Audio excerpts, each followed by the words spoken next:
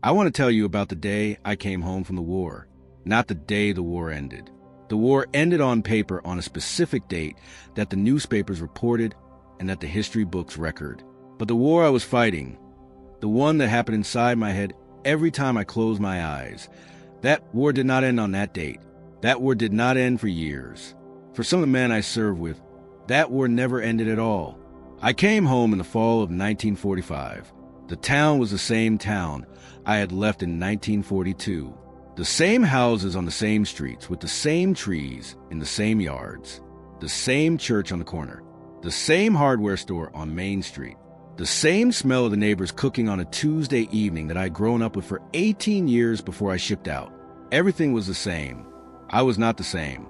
I stood on the sidewalk in front of my parents' house, and I could not make myself walk up the path. I stood there for what felt like a long time. Maybe it was 5 minutes. Maybe it was 20, with my bag in my hand, and the familiar house in front of me, and something in my chest that I did not have a name for.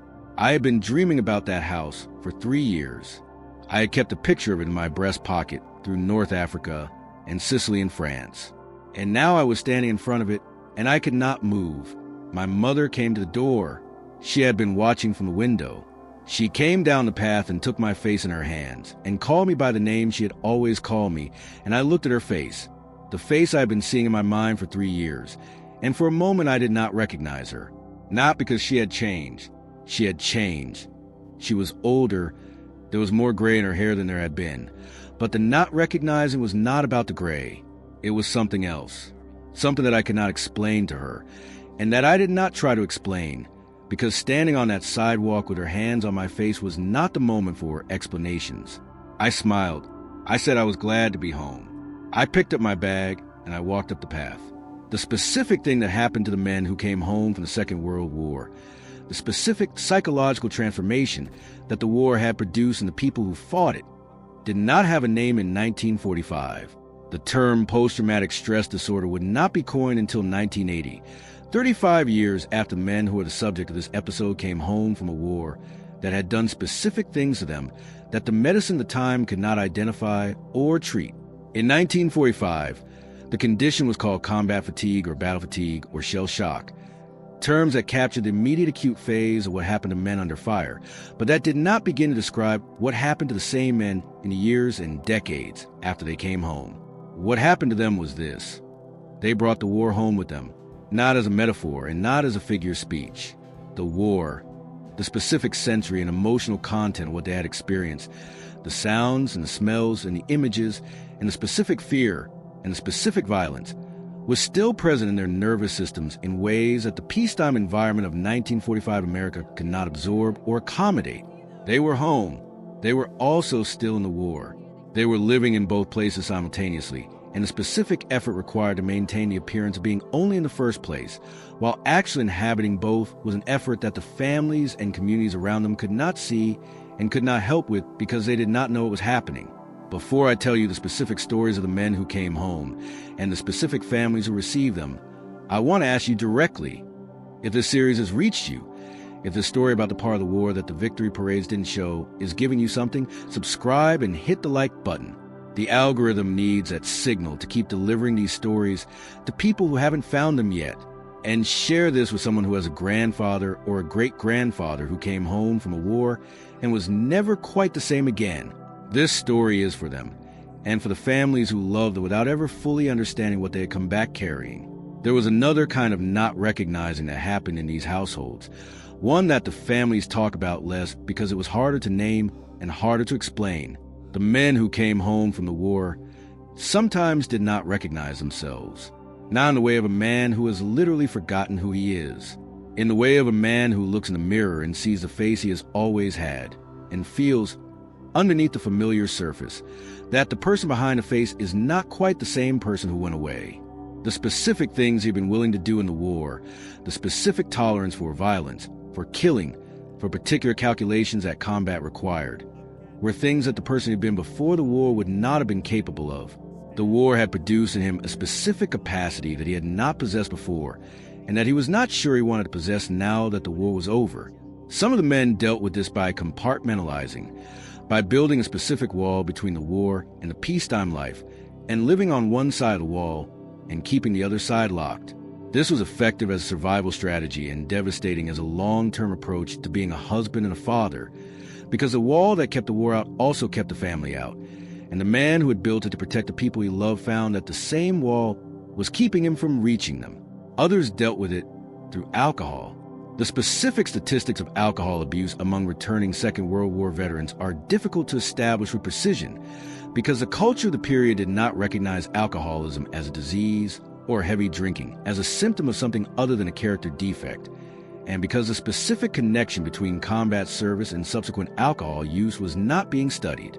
What the families of returning veterans knew from direct experience was that a significant proportion of the men who came home drank heavily, that the drinking was worse in the years immediately after the return, and that for some of the men the drinking never stopped. The wives who managed households with a returning veteran who drank had a specific additional complexity added to the already complicated task of the reintegration.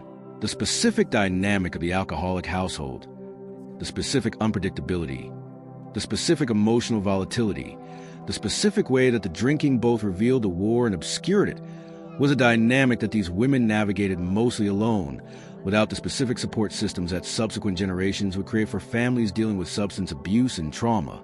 There was a woman named Dorothy, I will call her Dorothy, who was 26 when her husband came home from Germany in 1945. He had been in the infantry in France and Germany since 1944. He had been in the Hurtgen Forest, which was one of the most brutal and least celebrated battles of the European theater, a grinding, months-long fight in dense forests in winter that produced casualties at rates that the army had not anticipated and that the men who survived it described as the worst thing they had ever endured. Her husband came home from the Hurtgen Forest in June 1945 and was a different person, not dramatically different, not in the ways that would have been visible to someone who didn't know him. To someone who didn't know him, he was a pleasant enough man, quiet, well-mannered, a good provider, the kind of neighbor who helped with yard work and showed up at church on Sundays. To Dorothy, who had known him since they were both 17 years old, who had married him at 21 and loved him with the specific certainty of a woman who has found the person she was meant to find. He was different in a way that she could not name and could not address directly, because naming and addressing it would have required both of them to acknowledge what had been done to him. And he was not prepared to do that. He drank, not spectacularly, not in a way that produced public scenes or lost jobs. He drank quietly at home in the evenings until he had achieved the specific internal quieting that the drinking provided. Dorothy watched this and understood it and did not know what to do about it, because she could see that the drinking was managing something, was performing a specific function in his internal life that she could not perform, and that the medicine the time could not provide, and she was afraid of what would happen to that something if the drinking stopped. They had 4 children. The children grew up knowing that evenings were his time, that the kitchen after 7 was his territory, that the specific domestic geography of the household had a region that was his alone. They learned to read the specific quality of his silences, which silence meant he was simply tired, and which silence meant he was somewhere else, and they adjusted their behavior accordingly. They were not unhappy children. Their father loved them. He showed up. He was not absent in the way of men who leave. He was absent in the specific way of a man who is present, and also somewhere that cannot be reached. Dorothy lived with this for 40 years. She died in 1989. Her husband died 6 months later. The specific way that some couples die close together, the way that a long life shared produces a specific physiological dependency, so that the loss of one brings on the death of the other, was interpreted by the family as the clearest expression of the love that had lasted through everything. One of their daughters told me, decades after both of them were gone, that she had spent a long time being angry at her father for the distance, for the drinking, for the specific ways that the war had made him less available to the family than she had needed him to be.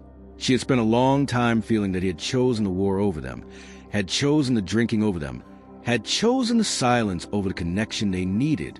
And then she had read about the Hurtgen Forest.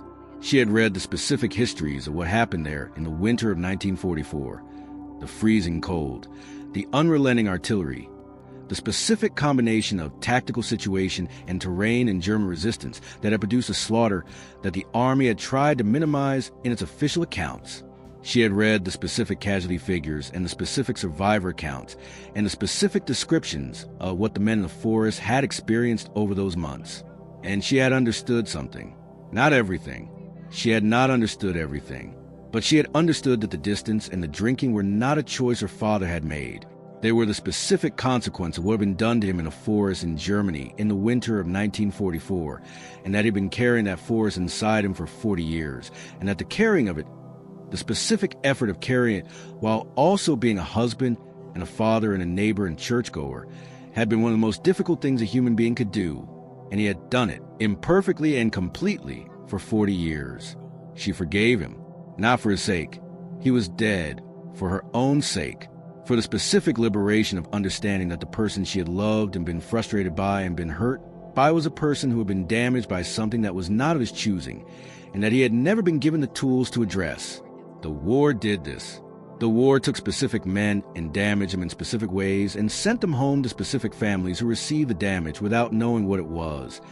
And the families and the damaged men and the children who grew up in the households the damage created, they all paid the cost of the war in the specific ordinary currency of difficult lives and fractured relationships and love that had to work harder than it should have had to work. This is what the victory cost. This is the full accounting of what it means to win a war. Not the dead. The dead are mourned and buried. Not the wounded. The wounded are treated and honored. The invisible damage, the specific psychological transformation that the war produced in the men who survived it, and that they brought home to the families who were waiting for them, is the damage that the victory parade does not show and that the history books do not record, and that the families absorbed in silence for decades. The silence is breaking now, slowly, as the children and grandchildren of those men speak about what they witnessed. The specific oral history is being assembled. The account of the children who grew up with silent fathers, the wives who learned to navigate the geography of the war that lived in their husbands' nervous systems, the specific human stories of the households where the Second World War continued long after 1945 are the record of what the war actually cost. The soldier came home from the war. He stood on the sidewalk and could not move. His mother came to the door and took his face in her hands. He went inside. He built his life. He loved his family in a specific way that was available to him, which was not the full way, not the easy way, but the way that a man who's been through what he'd been through can manage. And the family loved him back, in the specific way that families love imperfect people who are trying their best with what they have. That is the soldier who came home from the war. That is the full accounting of what it means to come home from a war and find that the war has come home with you. That is the story. The specific research that has been done on Second World War veterans and their families, the studies that were conducted primarily in the 1980s and 1990s, when the veterans were in their 60s and 70s and the psychological science had developed the tools to ask the right questions, produced findings that confirm what the families had known from direct experience, and that the medicine of 1945 had not been equipped to address. The studies found that veterans who had experienced heavy combat were significantly more likely than non-veterans or veterans who had not seen combat to experience symptoms of what we now call PTSD in the decades following their service. They were more likely to experience intrusive memories, the specific unwanted re-experiencing of traumatic events that the families had witnessed as the 1,000-yard stare, the sudden absence, the night terrors. They were more likely to experience hypervigilance, the specific state of heightened alertness that had been adaptive in combat and that remained active in peacetime in ways that were exhausting and disorienting. They were more likely to experience emotional numbing, the specific diminishment of emotional range and emotional availability that the families had experienced as distance and withdrawal. The specific numbers are striking. A 1988 study of Second World War veterans found that approximately 15% of those who had served in combat zones met the criteria for current PTSD, 43 years after the end of the war. Another study found that rates of depression, anxiety, and substance abuse were significantly elevated among combat veterans compared to non-veterans of the same generation, and that the elevation persisted across the entire post-war period. These are population-level statistics, not individual stories. The individual stories, the specific Harold and the specific Dorothy, and the specific children who grew up in the households that the war had altered, are both more and less than what the statistics capture. More, because the specific texture of a specific life contains dimensions that aggregate data cannot convey. Less, because the individual story does not communicate the scale of what the statistics reveal, that across the entire generation, across millions of households, the specific damage of the war was distributed in the specific silence that the culture of the period required. The specific thing that the culture of 1945 required the returning veterans was stoicism, the specific performance of being all right that the masculine culture of the period demanded, and that the returning veterans mostly performed for the sake of the families and for the sake of the cultural narrative of the victorious return. They were home. They had won.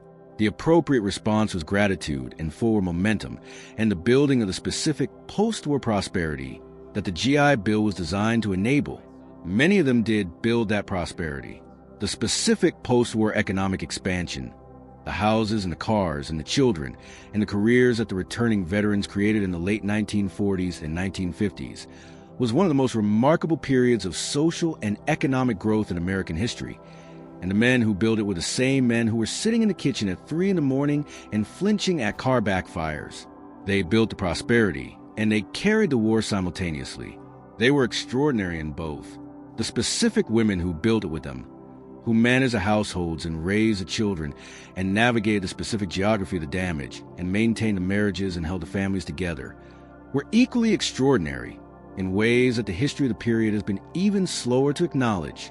The specific labor of the wives of returning veterans, the specific emotional and psychological work of living with a man who had been changed by the war and managing that change without the knowledge of what it was or the tools to address it, was labor that did not count in the economic statistics and that was not recognized in the cultural narrative of the period. It should be recognized. It was one of the specific costs of the war that the families paid. It was paid in silence and in love, and in the specific ordinary heroism of making a difficult thing work for 40 years without a name for what you were managing. The soldier came home from the war. He stood on the sidewalk and could not move. He went inside and built his life. The family received him and built their lives around his. And the specific human love that made this possible, imperfect and complete, damaged and sustaining, is a specific thing that the victory parade does not show and that deserves to be seen. The war ended on paper in 1945. The work of surviving it, of absorbing the cost of it and continuing to live, went on for decades.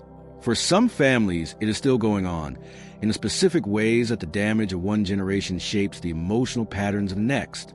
The soldier came home from the war. He did not fully recognize his family. In time, they found each other again, not completely, not without cost, but enough. That is a specific human miracle what the families of the Second World War accomplished, in the quiet, ordinary spaces where the real work of the war's aftermath was done. That is the story. That is the full accounting. The soldier came home. The family was waiting. There was a man named Harold. I will call him Harold, though that was not his name, because a family who told me a story asked for privacy that the living deserve even when the dead no longer need it, who came home from Pacific in October 1945 after 3 years and 2 months away. He had been at Guadalcanal. He had been at Tarawa. He had been at Iwo Jima. His wife, Margaret, had been managing the household alone since 1942. She had 2 children when he left, a boy of 4 and a girl of 2. She had a 3rd child born 8 months after his departure, a boy who had never seen his father's face in person, only in a photograph on the mantelpiece that Margaret had pointed to every day and said, "That's your daddy. That's daddy. Say hello to daddy." Harold came home on a Tuesday afternoon. Margaret had taken the day off work. She had been working at the factory that made airplane parts, the same factory where Harold's brother worked, and she had put the children in their best clothes and taken them to the station to meet the train. She had been imagining this moment for 3 years. She had imagined it so many times that the imagining had become a kind of prayer, a specific rehearsal for the specific joy that was finally going to happen. The train arrived. Harold came down the platform in his uniform, thinner than she remembered, with a quality of stillness about him that was new. She went to him, and he held her, and she felt the specific relief of the 3 years of holding herself together dissolving in that moment. And she thought it was going to be all right. She thought the worst part was over. Then she brought the children forward. The 7-year-old boy, who remembered his father, who had a specific memory of a specific afternoon in a park before the war, went forward with a tentative confidence. The confidence of a child who knows the theory of the relationship even if the practice has been absent. Harold crouched down and opened his arms, and the boy went into them, and Harold held him with a specific intensity that the boy felt as unfamiliar, a grip that was too tight and lasted too long. And the boy came out of the embrace with an expression that Margaret recognized as the expression of a child who's been overwhelmed rather than comforted. The 5-year-old girl stood behind her mother. She had no memory of her father. She had the photograph on the mantelpiece. She had her mother's stories. She had the abstract concept of daddy that her mother had been building for her for 3 years. She was not prepared for the actual person, who was larger than the photograph and more complicated than the stories, and who was looking at her with an intensity that she could not process. Harold looked at her. He said her name. She pressed herself against her mother's leg and hid her face. And the 3-year-old, the boy who had never seen his father in person, only on the mantelpiece, looked at the man crouching on the platform with his arms open and said, with the specific directness of a very young child who has not yet learned to perform the feelings he is supposed to have, "Who is that?" Harold stood up. He picked up his bag. He said to Margaret, "Let's go home." They walked out of the station. Harold carried his bag in one hand and held Margaret's hand with the other, and the children walked beside them, and the specific distance, the one that the reunion was supposed to close, was still there, still present, a kind of invisible geography between the man and the family that the war had placed him in. That distance did not disappear. For some families, it closed over time, slowly, through the specific accumulation of ordinary days that rebuilt the relationship and reconstructed the intimacy that the absence had interrupted. For others, it never fully closed. The geography of the war, the specific places and the specific things that happened in those places, remained a territory that the families were not allowed into, and the man who carried it lived his life with 1 foot in the house and 1 foot somewhere that could not be seen or named. The specific mechanism by which the war stayed present in the men who fought it is something that the neuroscience of the past 30 years has begun to explain in ways that the medicine of 1945 could not. The specific experience of traumatic events involving the specific combination of extreme danger, extreme violence, and extreme helplessness, leaves traces in the nervous system that are different in character from ordinary memories. Ordinary memories are processed and stored and can be recalled and reflected on. Traumatic memories are stored differently, in a more primitive part of the brain, in a form that is more sensory and less narrative, and that can be activated by specific environmental triggers in ways that bypass the conscious processing that ordinary memories allow. The man who was startled by a car backfiring 20 years after Iwo Jima was not choosing to re-experience the battle. His nervous system was responding to a sound that it had associated in the specific conditions of combat, with incoming fire, and was producing a specific physiological response, the adrenaline, the muscle tension, the specific quality of alertness that had helped him survive. The problem was that the response was no longer appropriate to the environment. The car had backfired in the parking lot of a supermarket in Ohio in 1965. The response was from Iwo Jima in 1945. The two things were happening simultaneously in the same nervous system, and the person in the middle of them had no good way to explain to his wife why he had just knocked over a grocery cart and pressed himself against the wall. The wives who lived with this had a specific education in the geography of their husbands' wars that the formal histories do not record. They learned which sounds were safe and which were not. They learned which smells to avoid in the kitchen. They learned that fireworks on the 4th of July required specific preparation, a conversation, a warning, sometimes a specific place to go that was quiet enough that the sounds would not carry. They learned to sleep lightly, to be alert to specific sounds of man having a nightmare, the specific quality of the sounds that meant he needed to be woken gently, not touched first, named first, voice first, then a hand on the shoulder, and they performed this small act of navigation night after night for decades in many cases, without ever being told what they were managing or why. The children who grew up in these households have specific memories of specific moments that the broader history has not captured. The dinner where their father stood up without explanation and left the room. The road trip where he pulled the car over and sat with his hands on the wheel for 5 minutes while everyone else waited. The baseball game where the crack of a bat produced a reaction that the child noticed and filed away without understanding.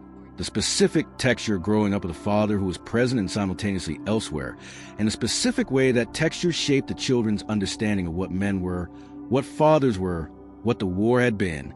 Some of those children grew up to have their own versions of the same symptoms, the hypervigilance, the emotional distance, the specific difficulty with intimacy, in what the research has identified as secondary traumatic stress, the transmission of traumatic response patterns across generations through the specific mechanisms of family dynamics and learned behavior. The war that Harold fought at Iwo Jima shaped not only Harold but Margaret and the 3 children, and eventually the grandchildren who grew up in the specific emotional climate that the war had created. This is what the Second World War cost. Not just the 405,000 Americans who died, not just the wounds that could be seen and counted, but the specific invisible damage that was distributed across an entire generation and their descendants, the nightmares, the distance, the silence, the specific geography of the unreachable places where the men who came home still live part of their lives. There is no memorial for this. There is no wall with the names of the marriages that became difficult. There is no monument to the children who grew up with fathers who loved them and could not reach them. The specific human cost of what the war did to the people who survived it is measured not in graves, but in dinner tables and bedrooms and the specific ordinary spaces where the people who came home lived their ordinary, permanently altered lives. Harold died in 1987. He was 71 years old. At his funeral, his daughter, the 5-year-old who had hidden behind her mother's leg on the train platform in 1945, gave the eulogy. She talked about the father she had known, the man who showed up to every school play, who taught her drive in the parking lot of the Methodist church, who danced with her at her wedding. She talked about the man who had come home from the Pacific in October 1945 and who had spent the next 42 years building the specific life that the war had made difficult for him to build. She did not talk about the distance. She did not talk about the nights when she heard him moving in the house at 3 a.m. She did not talk about the year when she was 12, when her mother sat her down and told her that Daddy had some things that were hard for him, that the war had been hard, that wasn't about her. She knew those things. She carried them. She chose not to speak them at the funeral, because they were not the most important things about her father. The most important things were the school plays and the driving lessons and the wedding dance. But they were also part of who he was. They were also part of what the war had made him, and the specific love that she had for the complete person, the man who came home from the Pacific and stood on the platform and held his family with arms that had done things he could never speak about, and who built a life anyway, imperfectly and completely, in the 42 years that followed, was a love that contained both the person and the damage. He came home from the war. He didn't recognize his own family at first. In time, he came to know them again. In time, they came to know him, not the whole of him, not the part that stayed in the Pacific, but the part that was available to them, which was enough to build a life with. That is what it means to survive a war. Not the victory, not the homecoming parade. The Tuesday afternoon on the train platform, and a little girl hiding behind her mother's leg, and the 42 years of ordinary life that followed. That is the full accounting. That is the soldier who came home from the war. The statistics of the Second World War are well known. Approximately 16 million Americans served in the military during the war. Approximately 405,000 were killed. The arithmetic of those numbers, the ratio of survivors to dead, creates an impression that the vast majority of American servicemen came home intact, and that the war's psychological cost was proportional to the death count. The impression is wrong. The specific research that has been done on the psychological effects of Second World War service, research that was only possible after the psychological sciences had developed a conceptual framework to ask the right questions, which happened primarily in the 1970s and 1980s, suggests that the psychological casualties of the war were far larger than the physical casualties. Estimates of percentage of returning veterans who experienced significant psychological symptoms in the years after the war range from 1/3 to more than half of those who served in combat. The specific symptoms that these men experienced were not dramatic in the way that the word symptoms implies. They were not, for the most part, the raving lunatics of the shell-shock narrative in the First World War or the violent, unstable figures of the movie veteran stereotype. They were men who sat quietly at dinner tables and said little. Men who woke at 3 in the morning and sat in the kitchen alone until dawn. Men who could not tolerate crowds or loud noises, or the smell of certain foods that reminded them of specific things that had happened in specific places. Men who were present in body and absent in some other essential way that their families could feel but could not name. The families felt it. The wives who had been waiting for 3 or 4 years, who had been sustaining the household and raising the children and holding the family together through the specific difficulty of wartime absence, came home to a man who was physically present but emotionally elsewhere. The children who had been growing up during their father's absence, who had been told about him through photographs and letters, who had constructed an image of this person who would eventually come home and be their father, came home from school one day to find a stranger sitting at the kitchen table who everyone said was their dad. The specific story of the children is one of the most heartbreaking dimensions of the returning veteran experience, because the children had not chosen the situation and could not understand it, and because the specific dynamic it created, the child's confusion about the stranger who was supposed to be a parent, and the veteran's awareness of the child's confusion and inability to bridge it, was one of the most painful specific manifestations of the war's psychological damage. Robert Sherrod, who covered the Pacific War as a correspondent for Time magazine, and who later wrote about the experience of veterans returning home, described watching a scene at a dock in San Francisco in 1945 that stayed with him for the rest of his life. A man in uniform came down the gangplank and was met by a woman and 2 small children, a boy of about 7 and a girl of about 5. The woman embraced the man. The children hung back. The man crouched down to their level and held out his arms, and the children looked at him with the specific expression of children who are being asked to perform an intimacy they do not feel.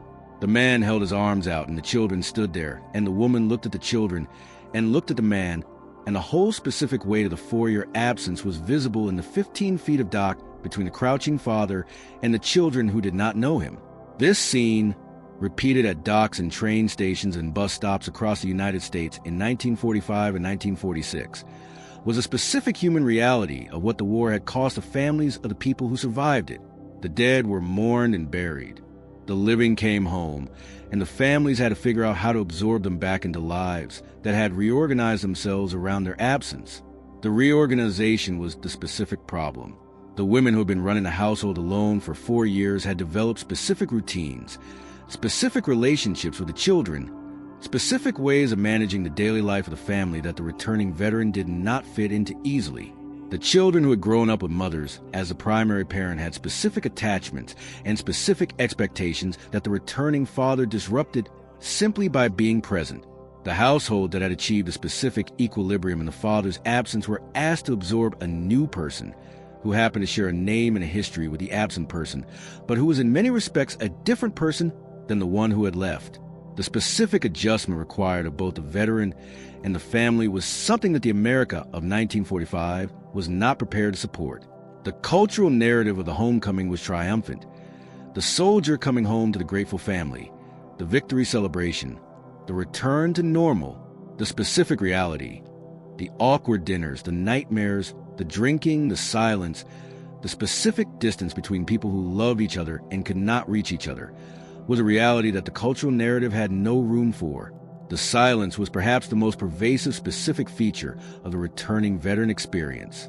The men who came home from the Second World War did not, for the most part, talk about what they had seen and done. The specific combination of the culture of masculine stoicism that their generation had been raised in, the specific psychological defense mechanism of not revisiting traumatic material, and the specific sense that civilian audiences could not understand what they were trying to describe. All of these factors produced a generation of veterans who kept the war inside themselves and did not share it with the families who were living with its consequences. The sons and daughters of these men, the specific children who grew up with silent fathers, who sensed the weight of something enormous and unspoken, who asked questions that were deflected or ignored, have been the primary source of the oral history that allows us to understand what happened in those households in the years after the war. They remember the specific moments when the silence cracked, when their father flinched at a sudden sound, when he left a crowded room, when they woke at 3 in the morning and found him sitting in the dark, and they remember the specific absence of explanation. Some of them eventually learned the specific stories through wartime letters discovered after their father's deaths, Through conversations with other veterans who had served with their fathers, through the specific historical research that the availability of military records eventually made possible, the specific experience of learning, decades after the fact, what their silent father had actually seen and done in the war, the specific acts of violence, the specific deaths witnessed, the specific moments of fear and courage in failure and survival, was an experience that many of them have described as the most significant of their adult lives. It was a specific moment of understanding that the silence had not been rejection or coldness, but the specific weight of things that could not be spoken about, because speaking about them would have required re-experiencing them. The medical understanding of what these men were experiencing, the specific mechanism by which traumatic experience leaves persistent traces in the nervous system that are activated by environmental triggers, producing specific physiological and psychological responses that the person may not be able to control or explain, was developed primarily through the study of Vietnam War veterans, 2 decades after the Second World War. The specific diagnosis of post-traumatic stress disorder and the specific treatments that have been developed for it were not available to the men who came home in 1945. What was available was the specific human response of the families who loved them, the wives who learned which subjects to avoid, which routines to maintain, which specific accommodations would allow the household to function, the children who learned to read the specific signals, the tension in the jaw, the quality of the silence, the particular way he held himself when something had triggered the not-quite-here quality, and who adjusted their own behavior accordingly. The parents who welcomed home a son who was recognizably their son in some ways and unrecognizably different in others, and who loved him in both versions without fully understanding either. The specific love that the families of returning veterans displayed, the specific patience and specific accommodation, and the specific willingness to live with the unexplained and to love the person who could not fully explain himself, was itself a form of courage that the history of the Second World War has not adequately acknowledged. The soldiers who came home to these families were lucky in a specific way that the dead and the permanently institutionalized were not. They were loved past the point where they were easy to love. They were held together, in many cases, by people who could not fully understand what they were holding together, but who held it together anyway. The man standing on the sidewalk in front of his parents' house with his bag in his hand, unable to make himself walk up the path, eventually walked up the path. He had to. There was nowhere else to go. The war was behind him and the house was in front of him, and the life he was going to have to build in the gap between those two things was a life that the families received him into and helped him build, imperfectly and incompletely and with a specific love that does not require understanding to be real. He came home from the war. He stood on the sidewalk. His mother came to the door. That is where the real story begins.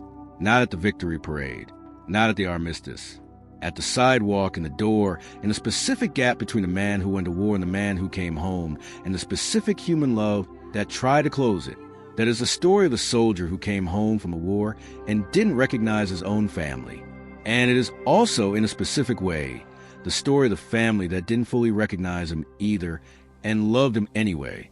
That is the full accounting of what the war cost the people who survived it.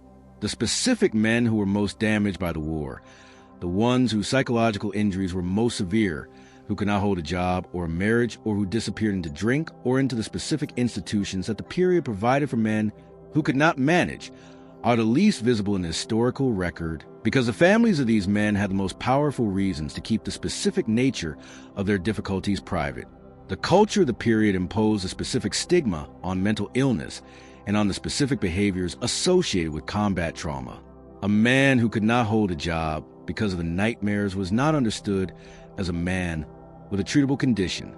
He was understood as a man who had a weakness, a character defect, a specific failure of the will that the culture expected him to overcome through effort and stoicism. The families who lived with this understanding internalized it, and the specific privacy they maintained around their situations was not simply cultural conformity, but the specific self-protection of people who knew that the outside world would not understand and could not help. The veterans' hospitals of the post-war period were full of men whose conditions were not being adequately treated because the conditions were not being adequately understood. The specific treatment available, primarily medication, and the particular form of psychotherapy that the period psychology provided, were not designed for the specific character of combat trauma and were not particularly effective for it. The men who entered the veterans hospital system in the late 1940s and 1950s were, in many cases, receiving care that addressed the symptoms without addressing the underlying mechanism, in a system that was overwhelmed by the scale of the need and undersupplied with the specific tools that the need required. Some of them improved over time. The specific resilience of human beings, the specific capacity to heal, to adapt, to rebuild, that the research on trauma has documented, meant that many of the men who had been most severely affected in the immediate post-war years found their footing over time, as the distance from the war increased and the specific demands of civilian life provided the structure and the purpose that the healing required. The same research that documents the high rates of PTSD symptoms among combat veterans also documents high rates of what the scholars call post-traumatic growth, the specific phenomenon of meaningful positive change that can emerge in the struggle to manage and integrate traumatic experience.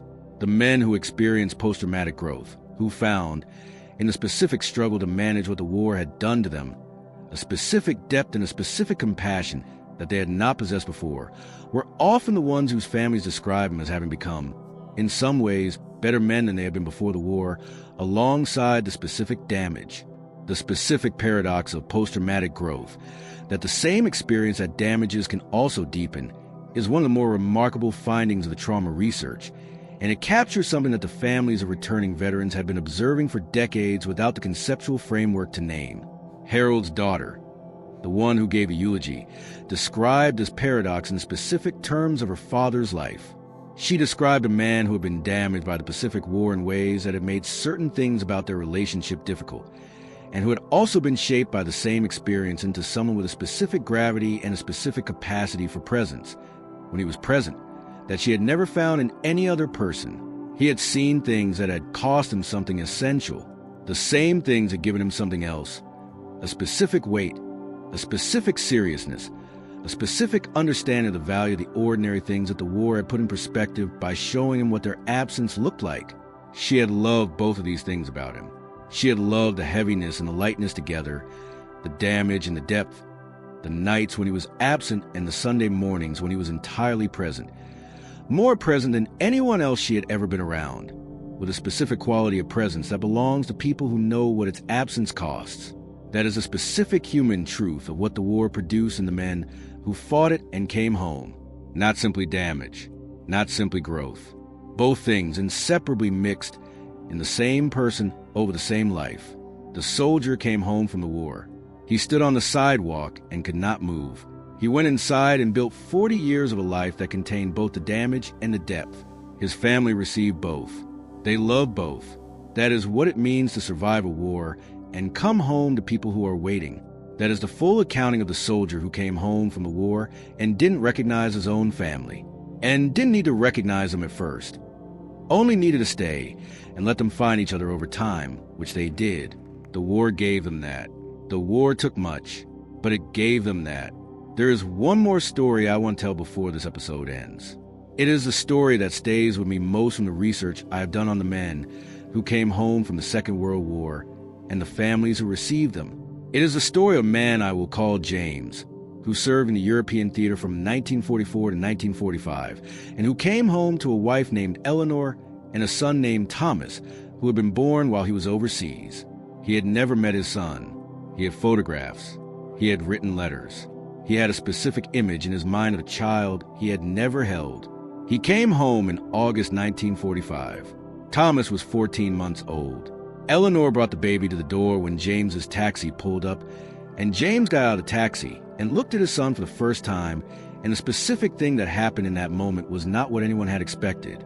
James sat down on the front steps of the house and wept, not from joy, not from relief, from something that Eleanor could not name and that James could not explain, a specific grief that had no clear object, that seemed to be about everything and nothing at once, that poured out him on the front steps of the house while Eleanor stood in the doorway holding the baby and did not know what to do. Thomas, who was 14 months old and had no context for any of this, reached out from his mother's arms toward the weeping man on the steps. He reached out with the specific instinct of a very young child who sees someone in distress and wants to touch them. His small hand found James's shoulder. James looked up. He looked at his son's hand on his shoulder. He looked at his son's face, the face of the child who had been born into his absence, who had never known him, who had reached out anyway with the specific generosity of being too young to have learned not to. He took the hand. He held it. He stopped weeping. He stood up. He took the baby from Eleanor's arms. He held his son for the first time. That moment, the baby's hand on the weeping man's shoulder, the specific instinct of a child who did not yet know enough to hold back, is the specific image I carry from everything I have learned about the men who came home from the war. Not the victory parade, not the ticker tape, the front steps and the weeping in the baby's hand. The war did this. The war produced the weeping on the front steps. The war also, in a specific way, produced a need for the touch, the specific desperation of a man who has been in places that made him doubt whether ordinary human gentleness still existed, reaching out for the evidence that it does. The baby's hand was the evidence. James spent the next 50 years of his life knowing it. He died in 1998. His son Thomas spoke at his funeral. He talked about his father's hands, the specific hands that held him on the front steps of the house in August 1945. Before Thomas was old enough to remember, he had been told the story by his mother. He had carried it his whole life. He talked about growing up with a father who was sometimes elsewhere, who sometimes sat in silence with a quality that Thomas had learned to respect without fully understanding. He talked about the specific love his father had shown him, not always in words, not always directly, but consistently, in the specific way available to a man who had been shaped by things that could not be fully spoken about. And he talked about the front steps, about the baby's hand on the shoulder of the weeping man, about the moment when a man who had been to war came home and was reached by something that the war had not been able to reach. He came home. He wept. The baby reached out. He stood up. He built his life. He loved his family. He carried the war inside him for 50 years. And the baby who reached out on the front steps in August 1945 grew into the man who stood at his funeral and honored both the damage and the love. The specific question I want to leave you with is one that does not have a clean answer, but that I think is worth carrying. How do you honor someone who came home from a war changed in ways they could not speak about, who loved you in a specific way that was available to them, and who built a life with what the war had left them? The answer that the families of the Second World War found, mostly without being told to find it and without the specific tools that would have made finding it easier, was this: you love them in return, not despite the damage, not around the damage. You love them with the damage included, as part of the whole person, the way you would love anyone who has been through something that has marked them. This is not a small thing. It is not easy. It requires a specific generosity and a specific patience that the culture of the period did not equip these families with, and that the resources of the period did not provide. They found it anyway, many of them, in the specific ordinary heroism of continuing to show up and continuing to love. The soldier came home from the war and didn't recognize his own family. In time, he came to know them again. In time, they came to know him, not the version of him that existed before the war, the version of him that came home from it. That version was enough. It was not everything, but it was enough to build a life with. And they built it. And the life they built was real and full and contained both the damage and the love. The soldier came home from the war. The family was waiting. Subscribe if you haven't, and share this with someone whose family carries a story like this. Their story deserves to be seen.